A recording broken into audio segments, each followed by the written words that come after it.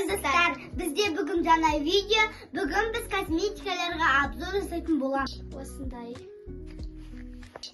Бізде осындай таралка, тотал. Сосын екінші осындай таралка. Келесі бізде осындай спонжик. Сосын бізде осындай яраның күшті гелі.